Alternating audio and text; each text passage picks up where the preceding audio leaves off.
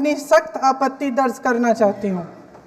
महात्मा गांधी ग्रामीण रोजगार गारंटी कानून पिछले 20 सालों से ग्रामीण भारत को रोजगार देने में और ग्रामीण अर्थव्यवस्था को मजबूत बनाने में सक्षम रहा है। ये एक इतना क्रांतिकारी कानून है कि जब इसको बनाया गया तो सदन के सभी राजनीतिक दलों ने इससे पूरी सहमति दी।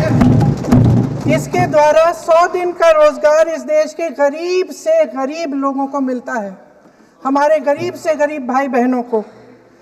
हम सब जनप्रतिनिधि हैं महोदय। जब हम अपने अपने क्षेत्रों में जाते हैं, आप भी जानते हैं, दूर दूर से हमें दिख जाता है कि मनरेगा का कौन मजदूर है। सबसे गरीब होता है, चेहरे पे झुर्रियाँ होती हैं, हाथ मिलाए तो सर हाथ पत्थरों की तरह।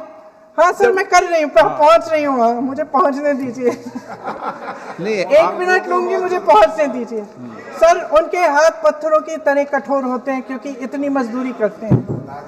तो सर, मेरा जो इस बिल पर ऑब्जेक्शन है, सर ये जो कानून है इसके तहत हमारे गरीब भाई बहनों को जो रोजगार की कानूनी गारंटी मिलती है, जो अधिकार मिलता है, वह इस योजना में मांग के आधार पर संचालित होता है। मतलब जहां जहां रोजगार की मांग है वहां इस योजना द्वारा 100 दिनों का रोजगार अनिवार्य है, देना अनिवार्य है। इसके साथ साथ केंद्र से इसके लिए जो पूंजी जाती है वो भी मांग पर आधारित होती है।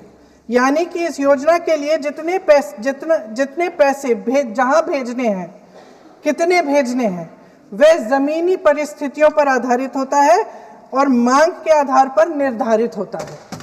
सर, इस विधेयक की अनुसूची 1 में उपनियम 4(1) और 4(2) द्वारा केंद्र को इजाजत दी गई है कि वे पहले से ही निर्धारित कर लें कि कितनी पूंजी कहां भेजी जाएगी।